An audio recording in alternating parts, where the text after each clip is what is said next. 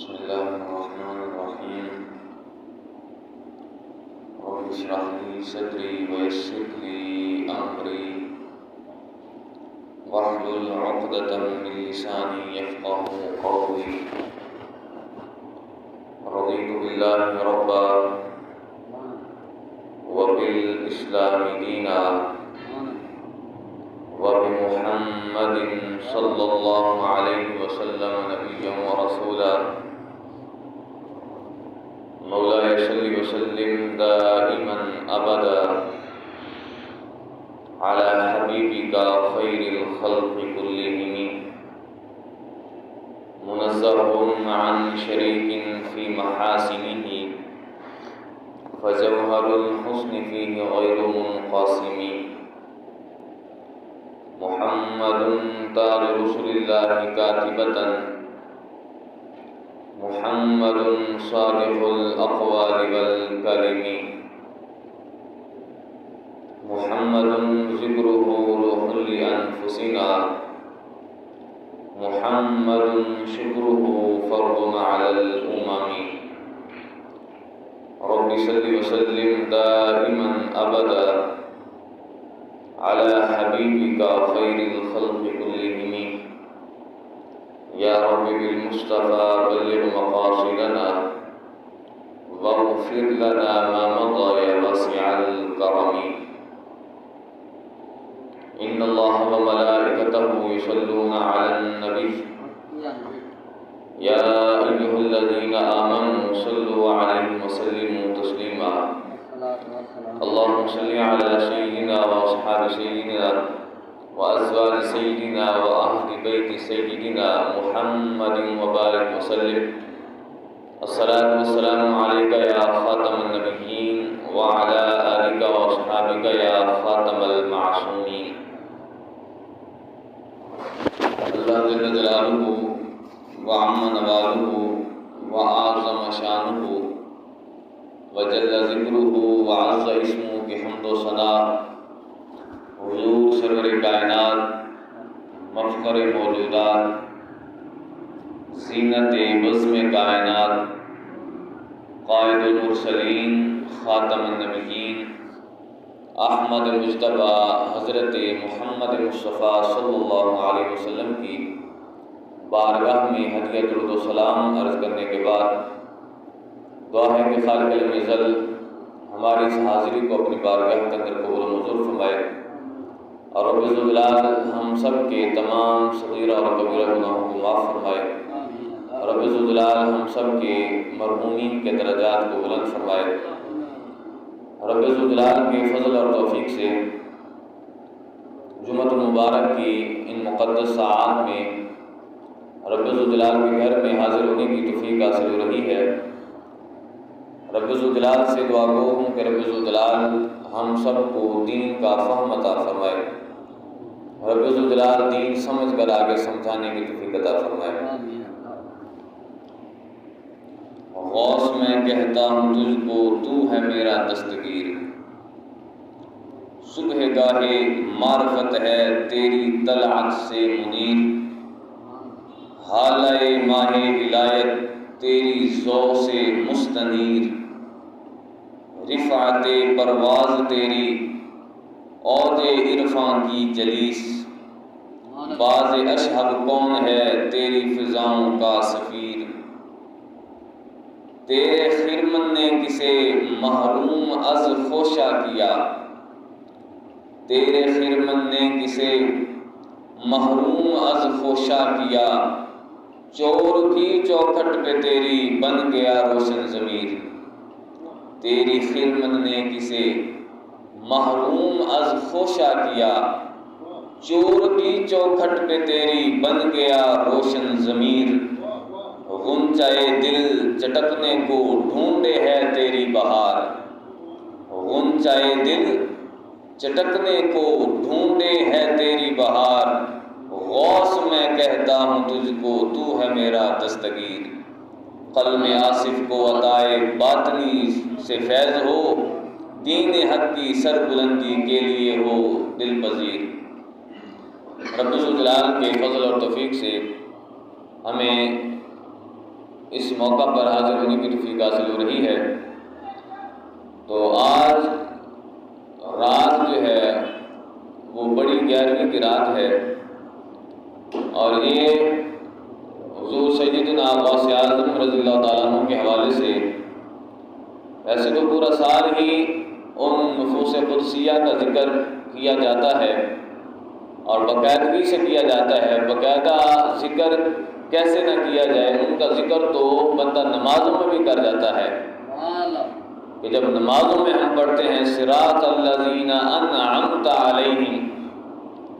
کہ اے ہمارے رب ہمیں وہ راستہ دکھا کہ جن لوگوں پر، ان لوگوں کا راستہ دکھا کہ جن پر تو نے انعام کیا۔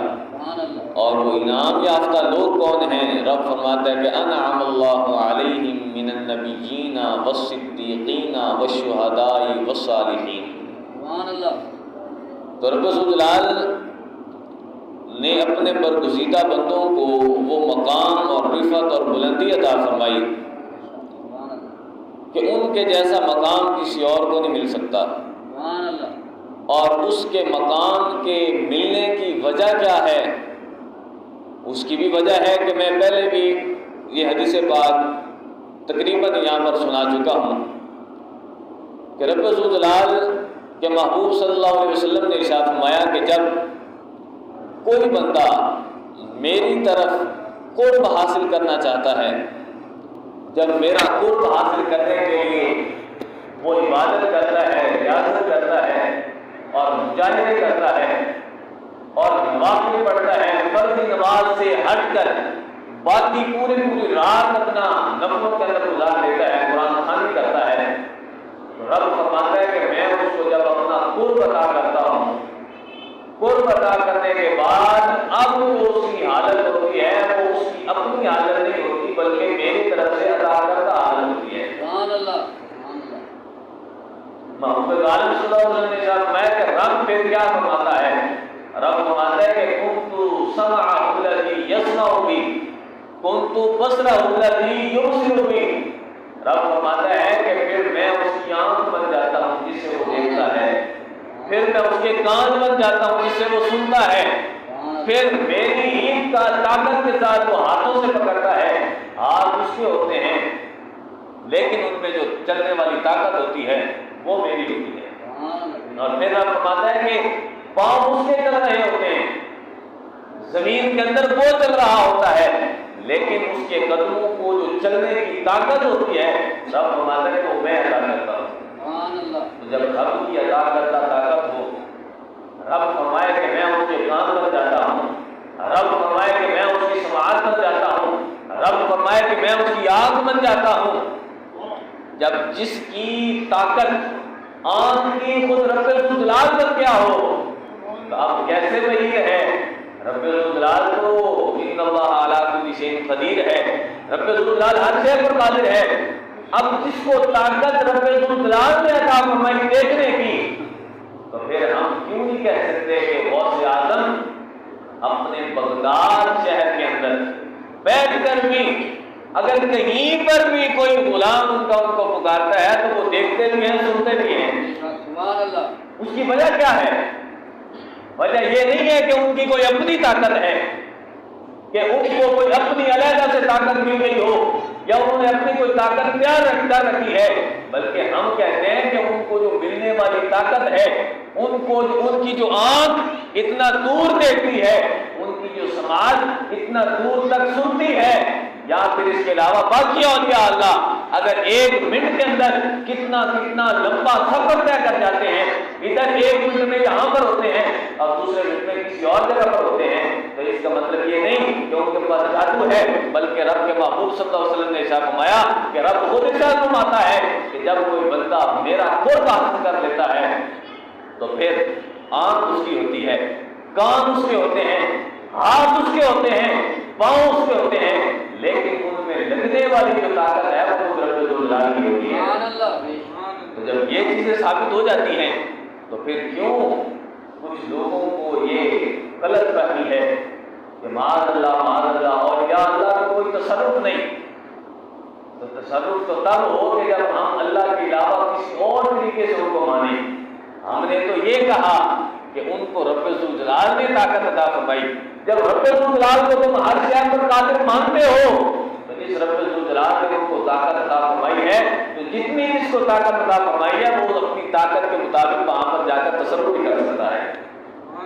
تو انہی روح سے قدسیہ میں سے ایک ہستی حضرت غوث اعظم رضی اللہ تعالیٰ عنہ، اور غوث اعظم رضی اللہ تعالیٰ عنہ کی شان اس زمانے میں کوئی بندہ بھی اسے انکار نہیں کر سکتا۔ بندہ سنی ہو، بندہ قرآن کو ماننے والا ہو، حدیث کو ماننے والا ہو اور بڑوں کا ادب کرنے والا ہو تو اس کا دل یہ گوارا نہیں کرتا کہ کسی اللہ کے ولی کے خلاف کوئی بکواس کرے، کسی اللہ کے ولی کے خلاف اپنے دل کے اندر بغض رکھے۔ غوث اعظم رضی اللہ تعالیٰ عنہ ان کی شان یہ ہے کہ رب ذوالجلال نے ان کا مقام و مرتبہ وہ بلند فرمایا کہ آج بچہ چاہے چھوٹا ہو بڑا ہو چاہے جتنا بھی ہو، کسی کو سمجھ ہو یا نہ ہو، سب کو پتہ ہے کہ غوث اعظم رضی اللہ تعالیٰ عنہ کا ایک نام ہے، ان کی ایک شان ہے۔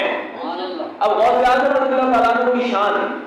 اب ان کو رب ذوالجلال نے مرتبہ عطا فرمایا، یا پھر ہمارے دلوں میں جو ان کی محبت ہے، اس محبت کا سبب کیا ہے؟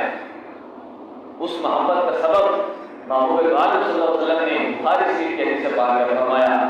رب کے محبوب صلی اللہ علیہ وسلم نے فرمایا ان اللہ اذا احب عبدا فنادى جبریل، فرمایا کہ جب رب ذوالجلال کسی بندے سے محبت کر لیتا ہے، کسی بندے کو اپنا محبوب بنا لیتا ہے، اب رب ذوالجلال کا کسی بندے کو محبوب بنا لینا بہت بڑی بات ہے۔ ہم تو کہتے ہیں کہ رب ذوالجلال ہمارا محبوب ہے، رب ذوالجلال سے ہم محبت کرتے ہیں، لیکن رب ذوالجلال کسی کو محبوب بنا لے یہ بہت بڑی بات ہے، اور پھر یہ محبوب بھی ان کو بناتا ہے جو محبوب کے محب ہوتے ہیں۔ اب خود قرآن پاک میں ارشاد فرمایا یحببکم اللہ، اگر تم محبوب کی اطاعت کرو گے تو پھر رب ذوالجلال تم سے محبت کرے گا اور اپنا تمہیں محبوب بنا لے گا۔ تو لہٰذا ڈائریکٹ اللہ تعالیٰ کا کوئی محبوب بھی نہیں بن سکتا، رب ذوالجلال کا محبوب بھی وہی بنے گا جو رب ذوالجلال کے محبوب کا محبوب ہوگا، جو رب ذوالجلال کے رسول کا محبوب ہوگا، رب ذوالجلال کے محبوب صلی اللہ علیہ وسلم کا محبوب ہوگا، رب ذوالجلال بھی اس کو پسند فرماتا ہے۔ تو بہرحال حضور علیہ السلام نے فرمایا کہ جب رب ذوالجلال کسی بندے سے محبت کر لیتا ہے تو نادى جبریل، جبریل امین کو رب ذوالجلال کو حکم دیتا ہے، ندا فرماتا ہے کہ یا جبریل، اے جبریل میں فلاں بندے سے محبت کرتا ہوں،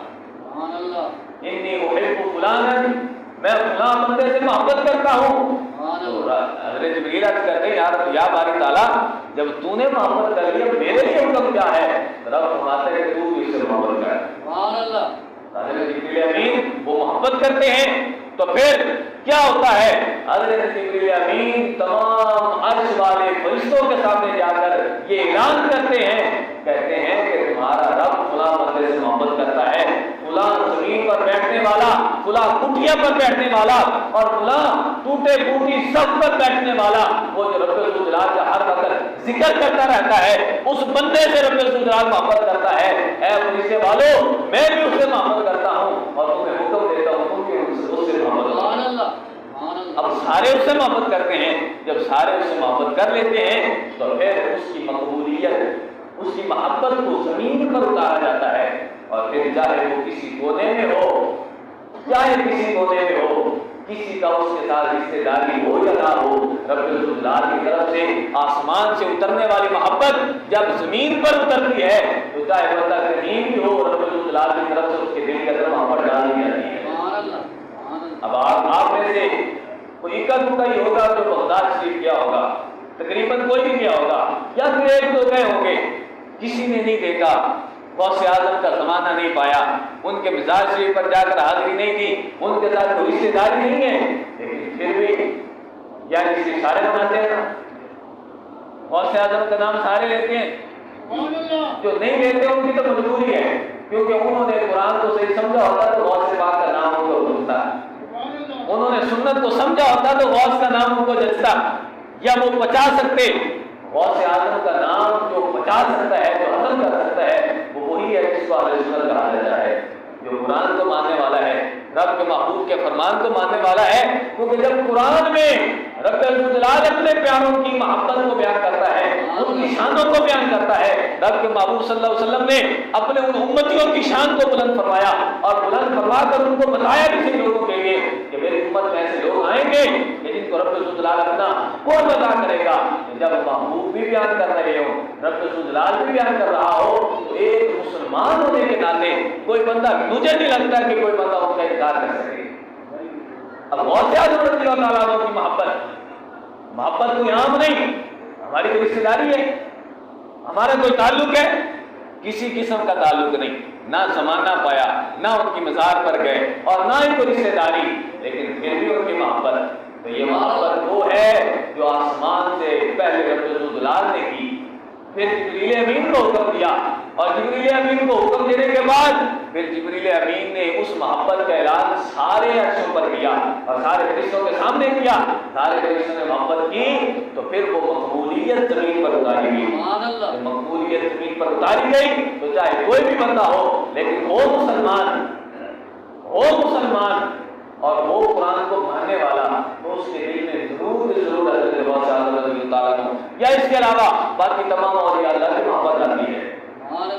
اب حضرت غوث اعظم رضی اللہ تعالیٰ عنہ کے القابات تو بہت زیادہ ہیں، لیکن ان میں سے ایک لقب محی الدین بھی ہے۔ یہ آپ ہی جانتے ہیں، محی الدین کہتے ہیں، محی الدین یعنی دین کو زندہ کرنے والا۔ اب اس کی وجہ تسمیہ کیا ہے؟ آپ کو محی الدین، دین کو زندہ کرنے والا کیوں کہا جاتا ہے؟ تو حضور سیدی اعلیٰ حضرت امام محمد رضا فاضل بریلوی رحمۃ اللہ علیہ نے فتاوی رضویہ شریف کے اندر اپنے ایک مقالے کے اندر لکھا کہ کچھ لوگوں نے حضرت غوث اعظم رضی اللہ تعالیٰ عنہ سے پوچھا کہ اس کی وجہ تسمیہ کیا ہے کہ آپ کو محی الدین کہا جاتا ہے، آخر کیا وجہ ہے؟ کس موقع پر آپ کو نام اور دیا کس نے؟ کہاں سے ملا؟ حضرت غوث اعظم رضی اللہ تعالیٰ عنہ فرماتے ہیں کہ میں ایک دن جمعہ کی رات کو میں بازار کے اندر آ رہا تھا اور باہر سے بغداد شریف میں تشریف لا رہا تھا، تو اچانک چلتے چلتے راستے میں میری نظر ایک مریض پر پڑی، بالکل کمزور، بالکل نحیف بدن، کمزور اور لاغر بدن، رنگ اس کا اڑا ہوا، رنگ پیلا ہوا، صرف اور صرف پڑا تھا اور کوئی پوچھنے والا نہ تھا۔ تو حضرت غوث اعظم رضی اللہ تعالیٰ عنہ فرماتے ہیں کہ جب میں وہاں سے گزرنے لگا تو میں نے اس کو سلام کیا، بلکہ اس نے مجھے سلام کیا۔ اس نے کہا، اے عبد القادر، السلام علیک یا عبد القادر، اے عبد القادر تم پر سلامتی ہو۔ غوث اعظم فرماتے ہیں کہ میں نے اس کو سلام کا جواب دیا۔ جب سلام کا جواب دیا تو غوث اعظم فرماتے ہیں کہ مجھے اس نے کہا کہ میرے قریب آؤ۔ جب میں اس کے قریب گیا تو قریب جانے کے بعد اب غوث اعظم رضی اللہ تعالیٰ نے سے اس بندے نے کہا، جو شخص لیٹا ہوا تھا، بالکل کمزور جسم، رنگ اڑا ہوا، رنگ پیلا، بالکل نحیف سا جسم، اس نے کہا کہ میرے قریب آئیے۔ غوث اعظم فرماتے ہیں کہ میں اس کے قریب گیا، تو جب قریب گیا تو اس شخص نے مجھے کہا کہ مجھے یہاں سے کھڑا کرو۔ بیٹھا ہوا تھا، اس نے کہا کہ مجھے کھڑا کرو، مجھے اٹھاؤ۔ تو غوث اعظم رضی اللہ تعالیٰ عنہ نے ہاتھوں سے پکڑ کر اس کو اٹھایا، اس کو بٹھایا۔ جب بٹھایا تو بٹھانے کے بعد ہوا کیا؟ غوث اعظم فرماتے ہیں کہ جب میں نے اس کو بٹھایا تو پھر اب وہ کمزوری ختم، جو جسم پہلے کمزور نظر آ رہا تھا، بالکل نحیف اور لاغر نظر آ رہا تھا، بالکل دبلا اور پتلا سا نظر آ رہا تھا، فرمایا کہ اب وہ نشو و نما پا چکا تھا، اب اس پر شادابی تھی، چہرہ پر رونق ہو چکا تھا۔ غوث اعظم فرماتے کہ میں ڈر گیا کہ یہ کیا ہو گیا؟ تو وہ کہنے لگا، شخص کہنے لگا کہ تم نے مجھے پہچانا ہے؟ آپ نے فرمایا میں نے تمہیں نہیں پہچانا۔ اور کہنے لگے، آپ نے فرمایا کہ پوچھا آخر وجہ کیا ہے کہ جب میں یہاں سے گزرا تو اس وقت آپ کی یہ حالت تھی، اب میں نے آپ کو اٹھایا ہے، بٹھایا ہے، پہلے جو چہرہ زرد ہو چکا تھا، چہرہ بالکل زرد اور سیاہ کے قریب ہو چکا تھا، اب اس پر بالکل تر و تازگی ہے، جو جسم پہلے بالکل دبلا پتلا سا تھا اور کمزور جسم تھا، اب بالکل وہ پر رونق ہے، آخر ماجرا کیا ہے؟ تو حضرت غوث اعظم سے پوچھا کہ تم نے مجھے پہچانا نہیں؟ آپ نے فرمایا کہ بتا دیجیے کون ہو تم؟ تو اس نے کہا کہ میں دین ہوں۔ اس نے کہا کہ میں دین ہوں، یعنی دین ایک شخصی حالت میں، دین ایک شخص کی حالت میں، یہ رب الجلال کی طرف سے قدرت ہے۔ رب الجلال اپنے دین کو، کیونکہ قرآن پاک اور رمضان اور سیام یہ قرآن پاک میں اور حضور علیہ السلام کے فرامین میں یہ بالکل واضح ہے۔ حضور علیہ السلام نے ارشاد فرمایا کہ قیامت والے دن کیا ہوگا؟ قرآن بھی آ جائے گا، روزہ بھی آ جائے گا اور سیام بھی آ جائے گا، ایک انسانی شکل میں آ کر پھر جو روزہ ہے وہ روزے دار کی سفارش کرے گا، قرآن پڑھنے والے کی سفارش کرے گا، اور جو دین ہے وہ دین ماننے والے کی سفارش کرے گا۔ تو یہ رب الجلال کی قدرت سے بعید نہیں ہے۔ رب الجلال کسی کو کوئی بھی شکل عطا کروا سکتا ہے۔ تو جب وہ دین، اس نے کہا کہ میں دین ہوں، تو غوث اعظم سے کہنے لگا کہ میں دین ہوں اور آپ کے آنے سے پہلے میں صرف اس طرح تھا، پہلے بالکل آپ کی آمد سے پہلے، آپ کے آنے سے پہلے، کیونکہ پہلے تو مجھے ماننے والے بہت زیادہ تھے۔ سرور کائنات صلی اللہ علیہ وسلم نے دین کو پھیلانے کے لیے وہ محنت کی، اور صحابہ کرام علیہ رضوان نے وہ محنتیں کی کہ دین جو ہے وہ تر و تازہ رہا اور دین شاداب رہا، دین کا گلشن شاداب رہا۔ لیکن بعد میں کیا ہوا؟ زمانہ بیتتا گیا، لوگ دین سے ہٹتے گئے اور دنیا کو اپنا راستہ بناتے گئے، تو پھر کیا ہوا؟ دین پھر پردیسی ہو گیا، دین پھر اجنبی ہو گیا۔ تو کہنے لگا کہ میں آپ کے آنے سے پہلے بالکل کمزور تھا، بالکل نحیف سا جسم تھا، لیکن تم نے آ کر مجھے زندہ کیا ہے۔ تو اے غوث اعظم، تمہارا نام آج سے محی الدین ہے، کیونکہ تم نے مجھے زندہ کیا۔ زندہ کرنے سے مراد تو پھونک مار کر زندہ کرنا نہیں، زندہ کرنے سے مراد یہ ہے کہ جس دین کے عمل کے اندر تعطل آ چکا تھا، جس دین کو ماننے والے لوگ دین سے ہٹ چکے تھے، ان لوگوں کو راہ راست پر لانا، دین کا راستہ دکھانا اور دین کے راستے پر چلانا، اور لوگوں کو اللہ تعالیٰ کے فرامین کی طرف لانا، اور رب الجلال کے جو اوامر ہیں ان پر حکم بجا لانے کے لیے کہنا اور نواہی سے منع کرنا، یہ ہے دین کی احیا، یہ ہے دین کو زندہ کرنا۔ اور جو سید غوث اعظم رضی اللہ تعالیٰ نے دین کو زندہ کر کے ہم تک پہنچایا اور آج تک بزرگ ہم تک پہنچا رہے ہیں، لہٰذا ہمارا بھی حق بنتا ہے کہ جن کا ہم نام لیتے ہیں تو ان کے نام لینے کے بعد ان والا کام بھی کریں۔ حضور غوث اعظم رضی اللہ تعالیٰ عنہ نے دین کو زندہ کیا۔ آج ہمارا کام کیا ہے کہ جہاں پر دین کا تعطل ہو چکا ہو، یعنی دین کو نہ مانا جاتا ہو، نہ ماننے سے مراد یہ نہیں ہے کہ لوگ کفر کے اندر مبتلا ہو جائیں، نہ ماننے سے مراد یہ ہے کہ دین کے جو مسائل ہیں وہ لوگوں کو نہ آتے ہوں، لوگ مسائل کو چھوڑ چکے ہوں، اپنی اپنی مشغولیت کے اندر مصروف ہو چکے ہوں، تو اس وقت ہم سب کے لیے لازم ہے کہ دین جو ہم تک بزرگوں نے پہنچایا، دین جو ہم تک لوگوں نے قربانیاں دے کر پہنچایا، ہمارے لیے حق بنتا ہے کہ ہم اسی دین کی احیا کے لیے آگے کام کریں۔ اب حضور سید غوث اعظم رضی اللہ تعالیٰ عنہ اور اس کے علاوہ باقی جتنے بھی اولیاء کرام ہیں، اب کچھ لوگ ان کے تصرف کو نہیں مانتے، کچھ لوگ کہتے ہیں کہ رب الجلال نے ان کو کوئی طاقت عطا نہیں کی، بت اور اس قبر کے اندر کوئی فرق نہیں،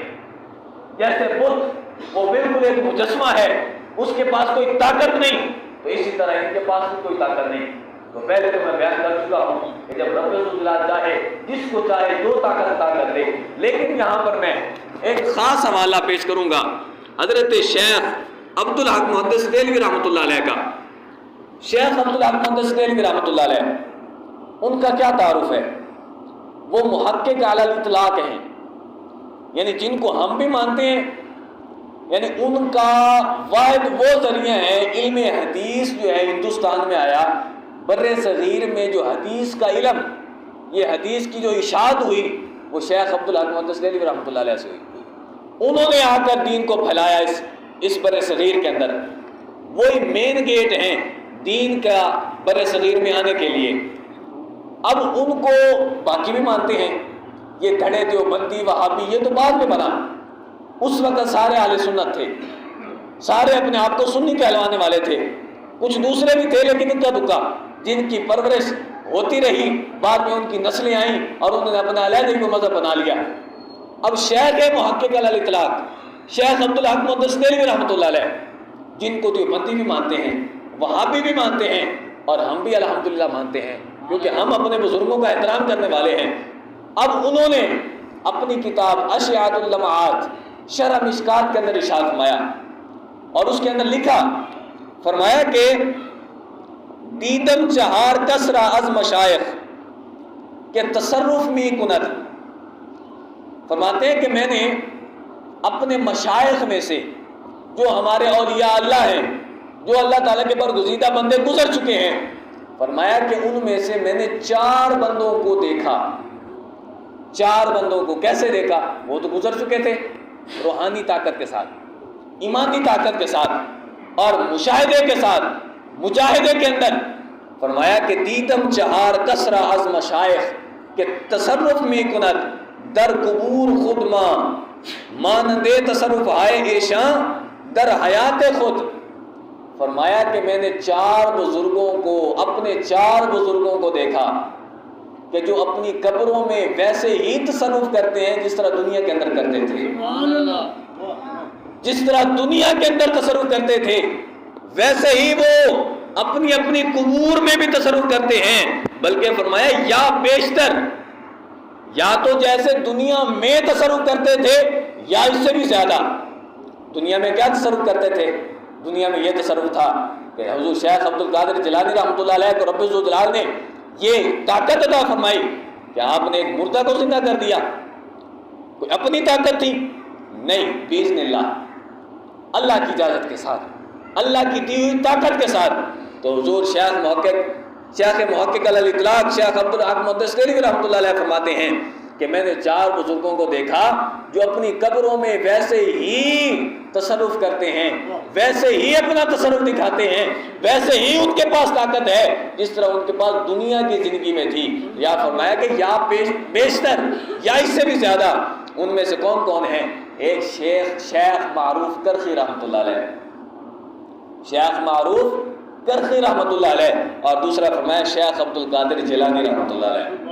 اور باقی بھی 2 کو ذکر کیا۔ اور یہاں پر حصر مقصود نہیں، جتنے بھی اولیاء اللہ ہیں ہر بندے کا ایک سٹیٹس ہے،